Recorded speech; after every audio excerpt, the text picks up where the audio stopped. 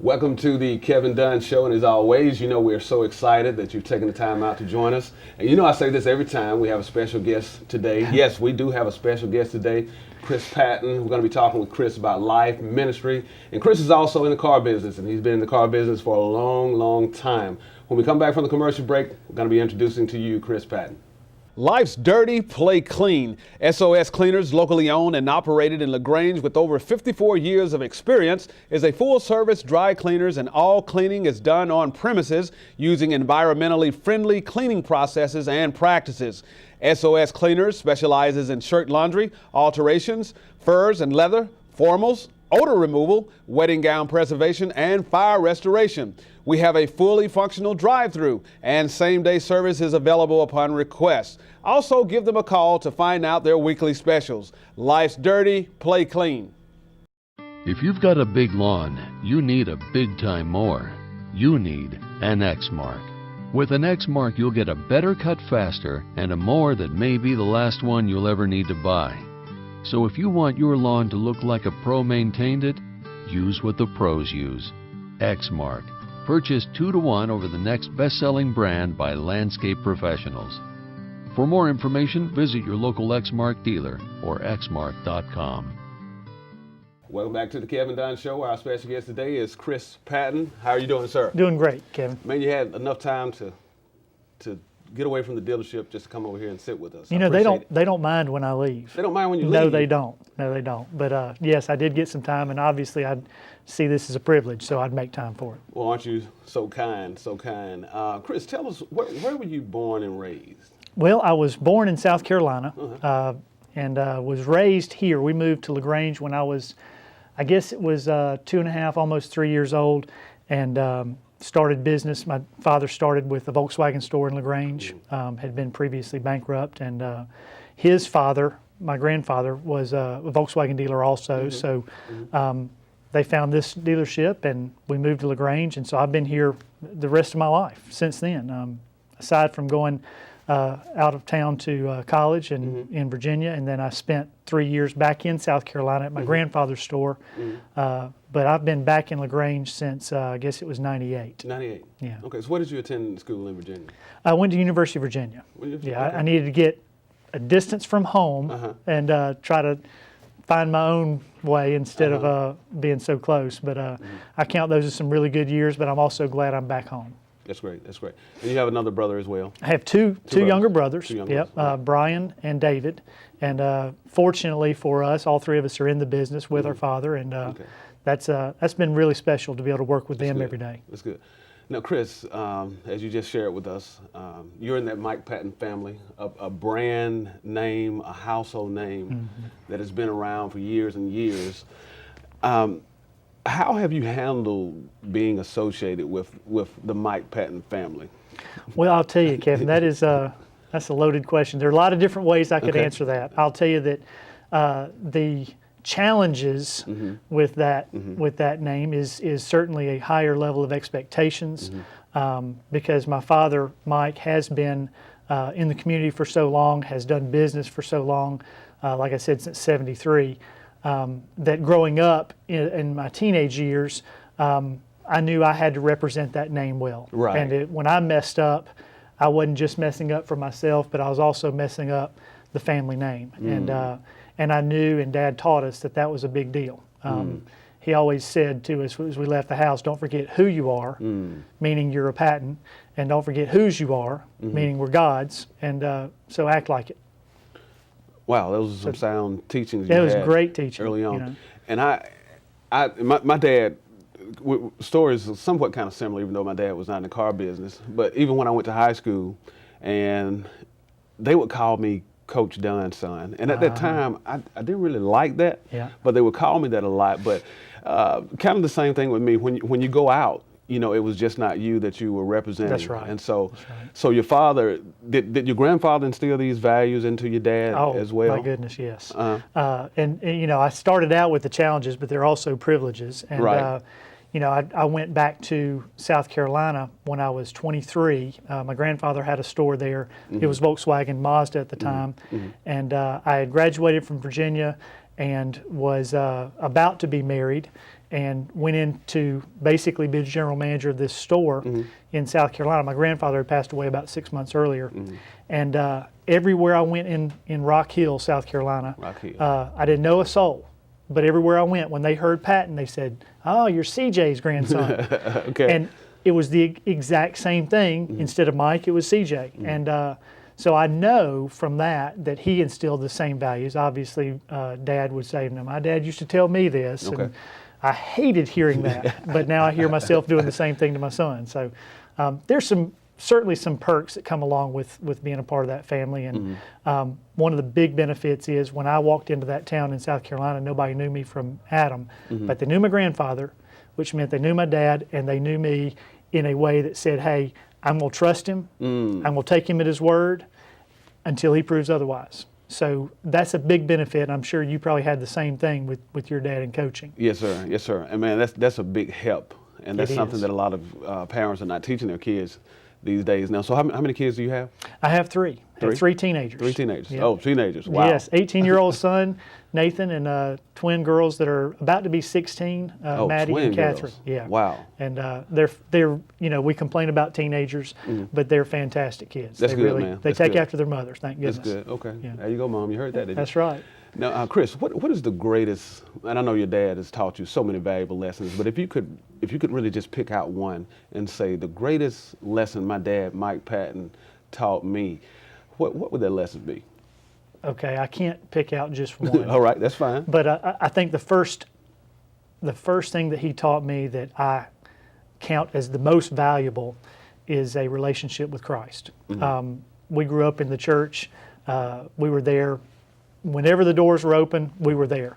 And there were times I didn't understand that as a kid. You know, I wanted to go off and do something different. But he instilled in us that God was the focus and that everything we do should be focused on that. So big picture, that's how I live my life today, and I owe that to his example in teaching. Specific lesson, I'll still never forget. I called him one time from Rock Hill, and he's back here in LaGrange, so I'm about 300 miles away. And I had a problem. I don't even remember what the problem was, Kevin, but it was a problem at the store, and I went through the details of it, and he said, "Okay, so what's the worst thing that can happen?" All right. And I said, "Well, I guess the customer gets mad and they don't buy from us again." He said, "No, that's bad, but what's the worst thing that can happen?" And I said, "Well, I guess, you know, they tell 100 other people not to buy from us." And he said, "Nope, worse than that, what could happen?" I'm trying to think, and I'm like, I get crazy. I said, "They come in with a gun and they start shooting people." And he said, "Chris, that's not the worst thing that can happen. What's the absolute worst?" And I said, "Dad," and I'm getting frustrated at this point, and I said, "I don't know what the worst thing is." And he said, "The worst thing that can happen is you die today and you go to hell. That's the worst thing that can happen." So I said, "Well, that's not going to happen. I know already that's not going to happen." He said, "Then if that's off the table, you got nothing else to worry about." Wow. And so the lesson that I draw back upon that, the lesson I got is, okay, we're going to face some challenges. We're going to face things here that they're just not good. Jesus said we're going to have trouble. True. So we're all going to have it to varying degrees. But as long as that last worst possible case is settled, the rest of it is really just something we got to go through. But there is an end past that is much better. So that one lesson, him taking me through that progression, and I didn't see it coming. I didn't know where he was headed with it and got frustrated, but I'll never forget it.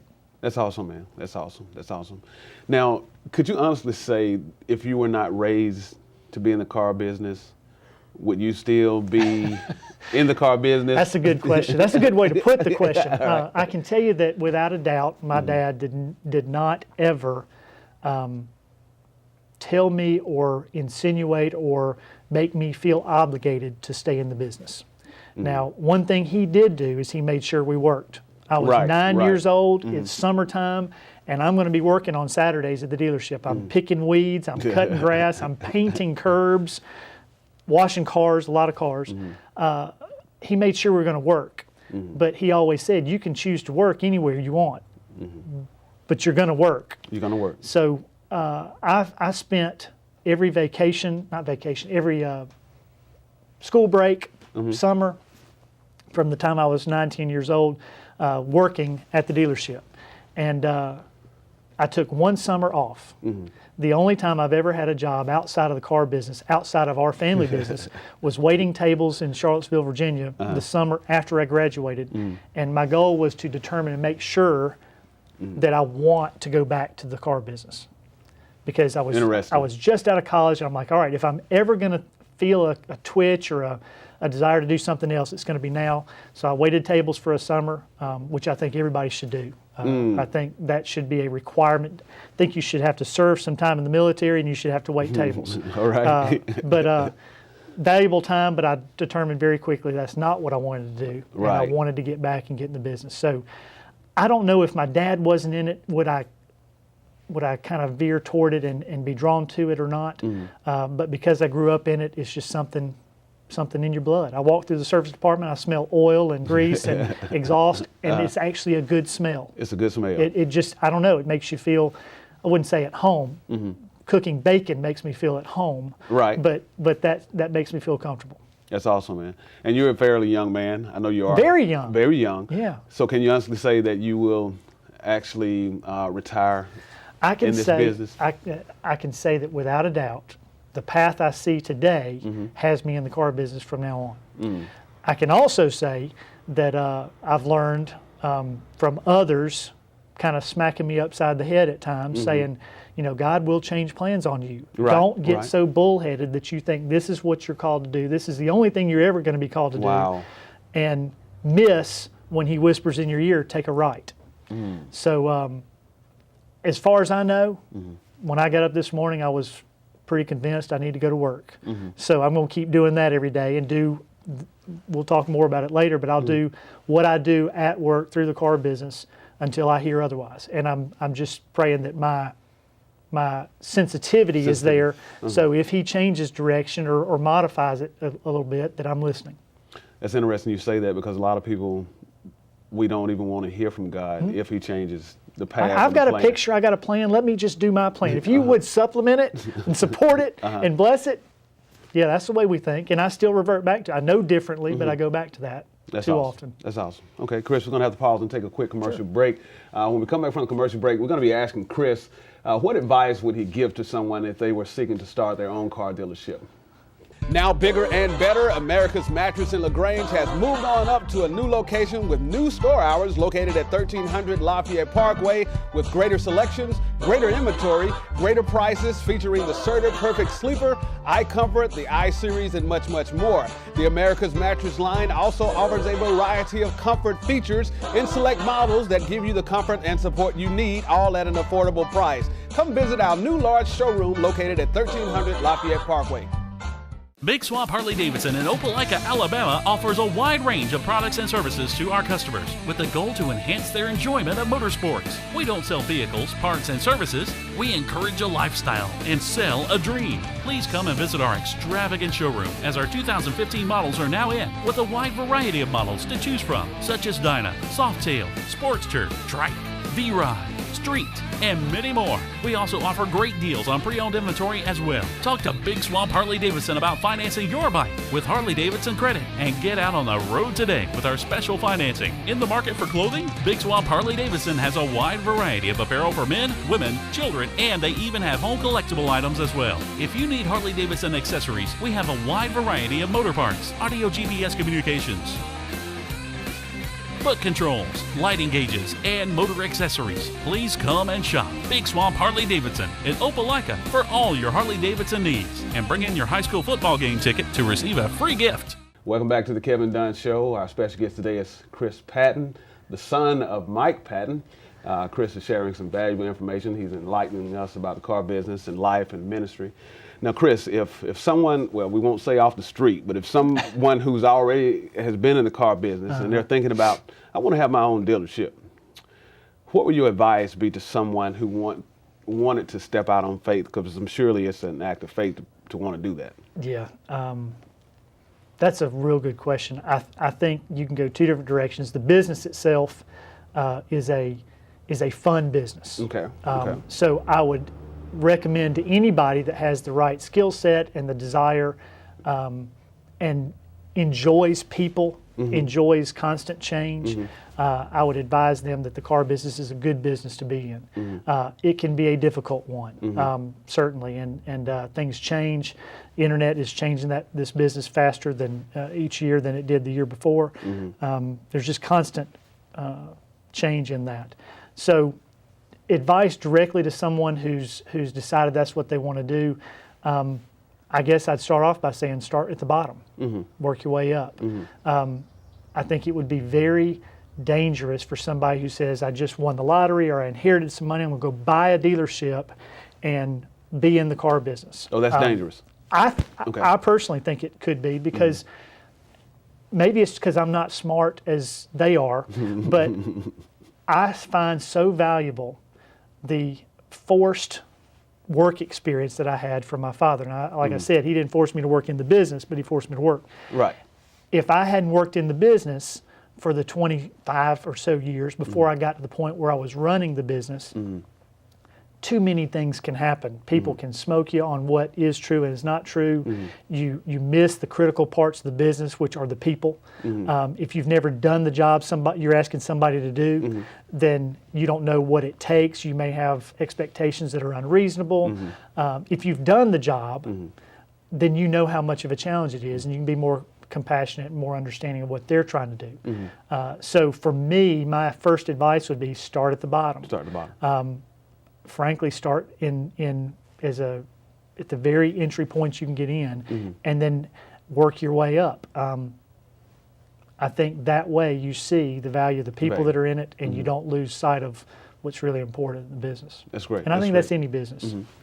Now, Chris, you've given us you answered several questions about why you're in this business or whatnot. But I hear that people don't make as much off of cars as they used to. That's right. Now, and I know you're in business to make money. Sure. From a financial perspective, with that being the case, and I don't know, that's just what I heard. That people don't. It's pretty accurate. It's pretty accurate. Okay. So why are you still in the business and the income is not?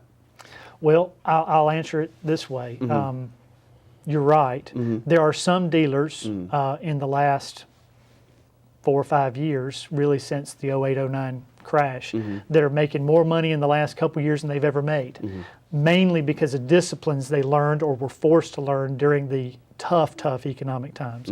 And now is not great, but it's certainly a whole lot better than it has been. Right. So the margins on the cars are certainly lower, and it is tougher. However, it just means you've got to be better at your job. You've just got to look at ways to improve and constantly get better and sharper and more efficient. The reason I'm personally still in the business is I answered that earlier, and that's because I woke up this morning and God had not said take a right, so I'm still in it. There was a time 15 years ago that I tried to leave the business. Okay. And I won't go into the whole story, but the bottom line was I felt like my faith had become very important, become the most important at that point. And prior to that, it was a segment of my life. At that point, I recognized it was my life, and I tried to leave the business to go pursue what that might look like. What do I need to do to work in my faith? What do I need to do to try to work according to what God wants me to do? And it took me about 1.5 years, 2 years to figure out that He had put me in the place He had put me for the reason of doing business as ministry. So I could do all the things that I felt He had in mind for me to do, but I could do them through the business, and I'd never considered that before. Dad's thought was always, and he said this, you don't mix business with politics, religion, or SEC football. All right. You just don't get those two confused.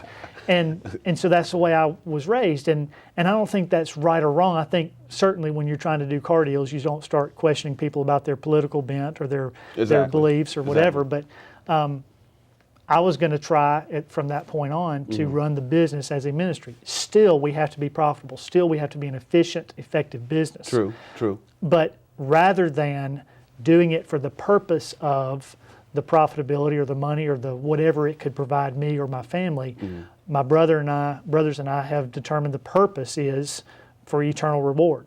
Eternal return, I guess is the best way to put it, and that is have an impact on eternity with people that we come into contact with through the business. So that's our purpose. So why I'm still in the business is because whether it's tougher or easier to make money, I've still got a goal of impacting people every day, pointing them toward God. And frankly, at the end of this life, if I've made this much or this much, that's monopoly money. It's gone anyway. Wow. What's going to be left is whatever I've done that's lasted through eternity. Monopoly money. Why is Mike Patton's dealership, and you've answered that question too, but in 2 words, why has this dealership been so successful for so many years? God's favor. God's favor. Without a doubt. Now, I say that, and then I'll come back and say, starting with my grandfather, the business is built on integrity. And it is, we're going to do the right thing, even when it hurts, regardless of really what the cost is. We're going to do the next right thing. And because of that attitude and because of that determination, and when tough situations come up, I didn't watch my grandfather do it, but I know from my dad that he did. I watched my dad do it, make tough decisions that could be financially disastrous. But simply because that's what God wants us to do. So I think God has blessed the business. Dad has said this many times. He's said these words, I'm pretty good. I think I'm real good at times, but I'm not that good. He's taken us to where we are. And so the 2 words, God's favor, without a doubt. Now, how old is your dad now? I can ask a male. He is not yet 70. He is not yet 70. Wow. And he's real close. Real close. Now, you briefly touched on this. What are some other ministry aspirations you have? Even though selling cars is your ministry, but what are some other things that you do? Well, I'll give you a quick answer on one of those. It was it was August of 2011. 3 or 4 months prior to that, my wife told me, you need a hobby. She said, work is driving you crazy. If you do come home earlier for a day off, you're fidgety, you don't really know what to do, you need a hobby. So I started trying to figure it out, and it took me a month or so, and I won't go into all the minor details, but basically I came up with writing a blog. I was never a writer. I did okay in school in English, but it wasn't an interest for me. But what I decided on, I had read a book that talked about making your problem your solution. Wow. And I couldn't figure out what I wanted to write a blog about. I just thought it'd be interesting and I'd try it. So the problem was running a business as a ministry platform and doing it day to day. I could find books on this from people that had studied it. I hadn't found books on it from people that had done it, right? And they could theorize all they wanted to, but when the rubber meets the road and you're in business and you're making a tough call, how do you really do it? So I had been doing it at this point for 10 years. And I said, I'll just write about that. Great. So I started literally thinking, okay, this is going to be like an online journal. Okay. I'll know about it. I'll tell my wife, my brother, or whatever. But it started to do fairly well for a very small venture. But anyway, so I was writing 3 posts a week. And you're talking about an 800 word post or something like that, so nothing big, about what we were experiencing, how we approached business, how we looked at it, why we did it as ministry. And within 6-8 months, I had a couple hundred readers, and then it started to go a little bit further. Well, this is the coolest thing, Kevin. At 6 months, I'd been writing it, and I would post it online, and the name of the site is ChristianFaithAtWork.com. So I would post it there, and then I'd put it out on Google Plus. I'd put it on Facebook and Twitter and all sorts of places, and just cast it out there. I got a comment from a pastor of a small church, and he said, "Wow, I've never heard of this business as ministry idea. Would you be willing to teach our church about it?" Oh, wow. And I said, "Well, I mean, yeah, I love that. Where's your church?" And he said, "Chandigarh, India." And I said, his name was Rajiv. And I said, "Rajiv, this is email exchange email exchange." And I said, "I don't really have any plans to be in India anytime soon." I looked it up. It's like 8,000 miles away. Right. And he said, "But you Skype, right?" And I said, "Well, sure, I Skype." And he said, "I have a laptop and a projector and a bed sheet on the wall, and we have intermittent internet service." He said, "You get on Skype, I'll project you on my screen, and you can teach my church." In India. In India. So we've done 5 of those. And it's the craziest thing. I will sit there in my office in LaGrange, Georgia with a webcam. I've sent him the notes ahead of time so he kind of knows what we're talking about. And I will go through a sentence or two, pause, and he translates to the guys, to the church members. My. And so I'm seeing their screen, and there's 15 to 20 sitting cross-legged on a concrete floor for 3 hours because they're just soaking it up. And North India is where he is, and it's less than 2% Christian. So for me, that's another avenue of trying to reach people that I never would have thought of, right? And so I've continued to write this blog, and I had to take a little bit of a break last couple of months, but I plan on seeing that grow a little bit more as well. But God can take something very small and turn it into something pretty big. So humble beginning, small things, and you were just doing that. But that's just like God to give you a lead, a nugget. Exactly. And you end up following the nugget, and you're over in India ministering. Would never have thought it. Wow. Chris, we're just about out of time. I certainly have enjoyed you being a guest on the show today. Well, thank you. I've enjoyed it as well. I really understand now why, Mike Patton has had the success that it's had. And I applaud your father, your grandfather, and the job that he's done raising you guys is awesome, and what you're doing, for the community. And we just appreciate you coming in, man. Thank you. Appreciate you having me. And never met anybody who ministered to anybody all the way 8,000 miles in India. That is just awesome.